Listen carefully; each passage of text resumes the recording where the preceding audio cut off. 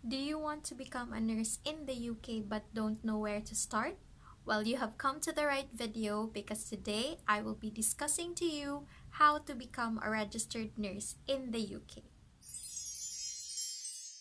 Hey guys, it's Nikki. Welcome back to my channel. In today's video, I will be giving an overview on how to become a registered nurse in the United Kingdom. I have my notes here so that I won't forget anything. I'll try to make this video short and concise so that you will not be bored, but I plan on making separate videos on the exams, such as the English exams and the nursing exams here in the UK, because it requires further discussions, and if I make it into one big video, you might get bored, okay? But first, please do subscribe down below. Click the subscribe button as well as the notification bell so that you will know whenever I upload my videos. Yeah, so let's begin, okay?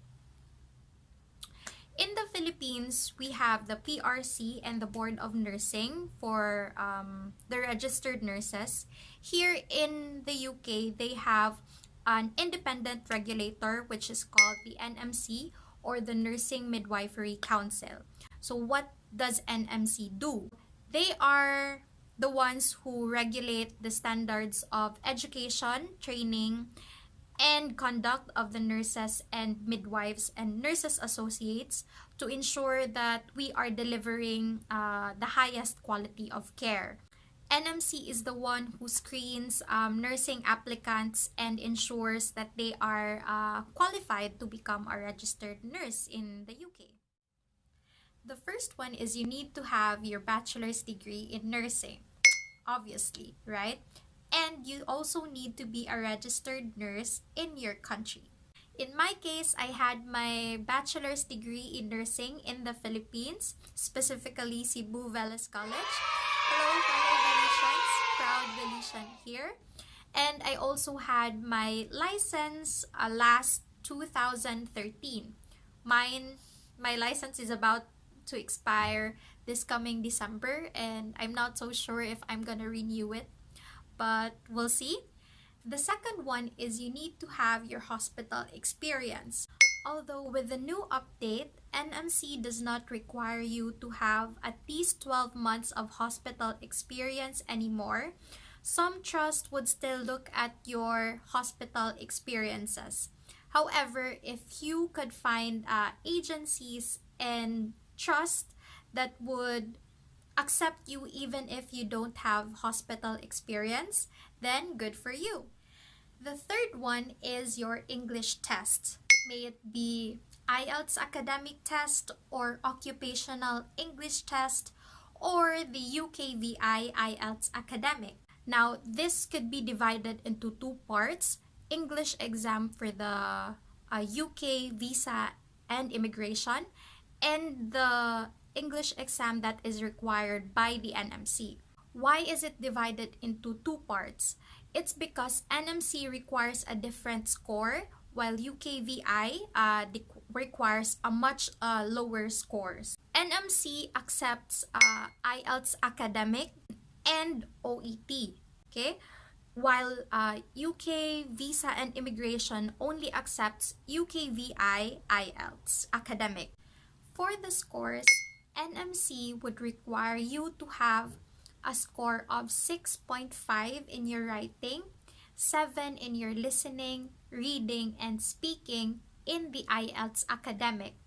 However, in the UKVI IELTS, that is the UK Visa and Immigration IELTS academic, they only need you to have a score of 4 in all subsets, okay? So let's be clear on that. In the OET, NMC requires nurses to have a score of B in all subsets. Now, I cannot elaborate on the OET side because I never took OET. I just took the IELTS academic, regular, and the UKVI IELTS. Now, what I would recommend if you haven't taken your English exams yet is for you to take your UKVI IELTS first. And you should aim for a score of 6.5 in the writing, as well as 7 in all other subsets. That way, you will be hitting two birds in one stone. You will be accomplishing the requirements of the NMC, as well as the requirements of the UK visa and immigration. Now, if you are not able to get the required score by the NMC, then you could take the IELTS Academic Regular or the OET. Okay? The test fees may change anytime, but for now, UKVI IELTS Academic costs around 13,885. Now, for the IELTS Academic Regular, it would cost you 10,680 pesos for now. And the OET is the much more expensive one. It costs around 23,000, 22 to 23,000. So that's the test fees range. Okay. I will upload a separate video with regards to the IELTS academic exams, both the regular and the UKVI one. I have taken both exams in the past. If in the Philippines, we take our board exam in nursing for 2 days, and after that, when we pass, we will become a registered nurse in the Philippines. Here in the UK, they have two sets of exam. They have the CBT exam, or the computer-based test, and the OSCE exam, or the objective structured clinical examination. The CBT exam takes place in the Philippines, or where you are applying from. So since from the name itself, computer-based test, you will be sitting in front of a computer. That's a 120 item exam to be taken in 4 hours. So that's so much time to be taking a 120 exam, right? And the results would usually come out in 24 hours, I'm not sure. Yeah, but mine came out 30 minutes after the exam, and it would tell you if you pass the exam or the fail. A new update has come out from the NMC. So before, from the time that I took my CBT exam last January, we are required to have a passing score of 60% overall, but they have critical questions. I think it's a 20 item critical questions that are randomly spread out through the tests, and you have to have a score of 90% for all the critical questions. But now, with the update from the NMC, they just require nurses to have a 68 passing overall score. That's great news, because in the past, we don't know which questions are critical questions. So even if we go over the 60% overall passing rate, but we have an 89% score for the critical questions, we would still fail. For the CBT, you are allowed to take the CBT 3 times with 10 days in between sitting. In one registration, you are allowed to take the CBT 3 times, and then if in the third time you will not pass the CBT, your NMC registration will be closed. You are allowed to apply for another NMC registration after 6 months, and that will be a new application or new NMC application. For the OSCE exam, however, that would be taken when you come here to the UK. So you are already here in the UK when your OSCE will take place.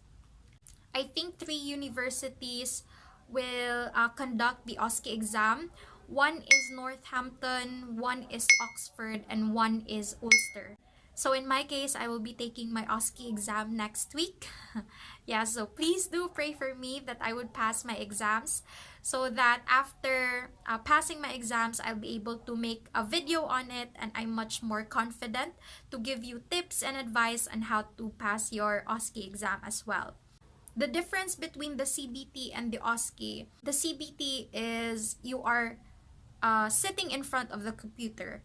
However, in the OSCE exam, you will be demonstrating in different stations, in 6 stations. You have the API stations, which is the assessment, planning, implementation, and evaluation, as well as 2 skill stations. Each stations would take you about 15 to 17 minutes, and the results would usually come out in 5 working days. I looked at my certificate of sponsorship, and it says there that I have to complete the full NMC registration within 8 months. If I am not able to do so, my trust would cease to sponsor me and I will be sent back home to the Philippines. Now, with regards to the examination, it says on my certificate of sponsorship that I have to take the OSCE exam within 3 months after I have arrived here in the UK. If I am not able to pass the exams by then, I need to resit the exam until the 8 months is over. If not, I will be sent back home. With regards to the costs, NMC has lowered down the test fees. So before, the CBT exam would cost you £130. Now, it would only cost you £90. And for the OSCE exam, from £992 before, now it's only £794. If ever you are not able to pass the OSCE exam in one go, there is a reseating fee which would cost you £397. So that's around 25,805. So it's very important for you to take the OSCE exam and pass it in one go. OSCE exam is your last step or the last exam that you need to take in order to become a UKRN. After that, you just need to pay fees and process your papers, and then you're done. You're already a UKRN. It may sound easy, but honestly, it's not. Trust me, it's not. It's a long process. For me, it took me about 8 months to get to this point, to get to take my OSCE exam next week. Sorry if I did not elaborate on each exams, since I will be doing separate videos on each exams, and I will discuss it thoroughly in the next videos. Okay, so please watch out for that. Let's do a recap before I end the video. So the first one that the NMC wants you to have is the BSN and your license in nursing. The next one is the hospital experience, 12 months of hospital experience. Third one is your English exam, may it be IELTS academic or OET, as well as your UKVI IELTS. The fourth one is your CBT exam. And then the fifth one is your OSCE exam. Then I guess that's it. Like I've said, this is just an overview. A lot of things really do happen in between, like accomplishing your requirements for your employer, accomplishing your requirements for the NMC, your papers. I will do a separate video on that as well. Thank you so much for watching my video, and I hope that you have learned something from me. If there are some corrections, I will put it down in the description box.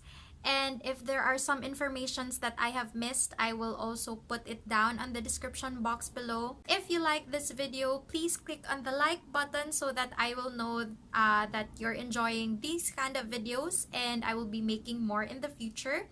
And please do subscribe to my channel. I really appreciate it. And yeah, see you again next time. Bye-bye!